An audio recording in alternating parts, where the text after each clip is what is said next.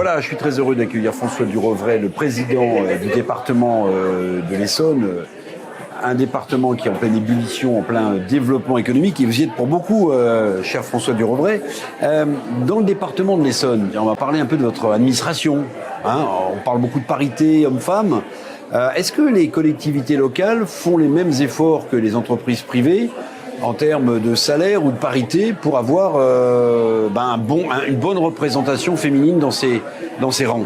Alors sur les salaires, c'est assez facile parce que la loi en fait nous impose la parité de salaire depuis longtemps, et donc les femmes fonctionnaires je l'imagine, étaient mieux. Voilà, même traitement et donc mieux traités globalement au regard de leur salaire. Même traitement d'embauche. Exactement. Okay. Après, compte tenu des fonctions qui sont celles d'un département et notamment des politiques sociales, nous avons un plus grand nombre de femmes que d'hommes collaborateurs. Maintenant, là où c'est intéressant, c'est de voir comment sont occupés les postes de direction, et ça fait partie vraiment, pour le coup, des volontés politiques. Et j'ai la chance d'avoir à la fois dans ma direction générale une parité, et au niveau des directeurs, ils sont une trentaine, une majorité de femmes, y compris sur des postes qu'on imaginait plus techniques auparavant. Parce qu'il ne s'agit pas de confiner, j'allais dire, entre guillemets, les femmes uniquement sur les secteurs traditionnels de services à la population, de services sociaux. Maintenant, aujourd'hui, il y a des femmes ingénieurs qui prennent des postes de direction. François Durovray, regardez comment la politique a évolué sur ces thèmes-là. Bon, je vais la citer, il y a prescription. Michèle Alliot-Marie qui a occupé tous les postes régaliens, sauf celui de Premier ministre. Alors, moi, un jour, elle me dit, à l'époque où elle se présente pour être présidente du RPR face à Delevoye et consorts, elle a gagné. Elle me dit, oui, mais vous savez ce qu'elle me dit à ce moment-là, il y a 20 ans, enfin, 99. Elle me dit, Eric, vous savez quelle est ma seule qualité?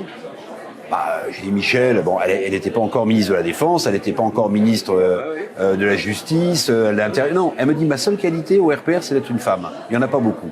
Vous voyez, non mais, vous voyez cette époque qui est marquée par le fait qu'être une femme dans un parti qui cornérisait un peu les femmes, c'était presque la qualité suprême. Alors que Michel, elle a plein d'autres qualités.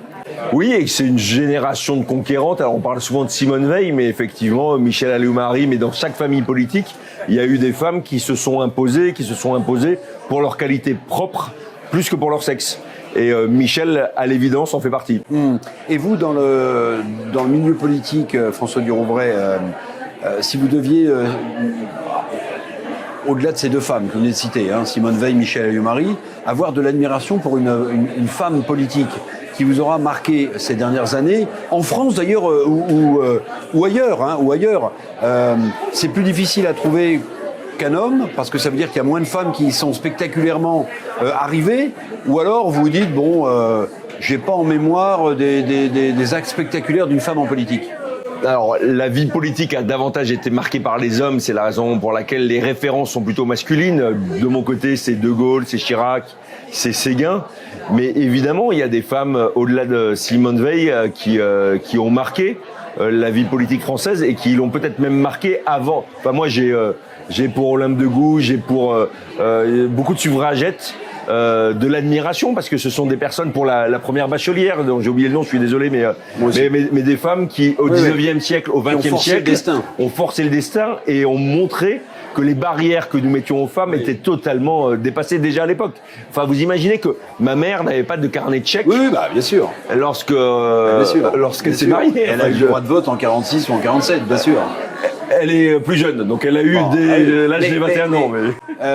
Des femmes politiques aujourd'hui, alors là, je pense que votre regard va un peu s'assombrir. Sandrine Rousseau, elle marque son époque au-delà du discours, elle fait entendre une musique féministe, écoféministe différente.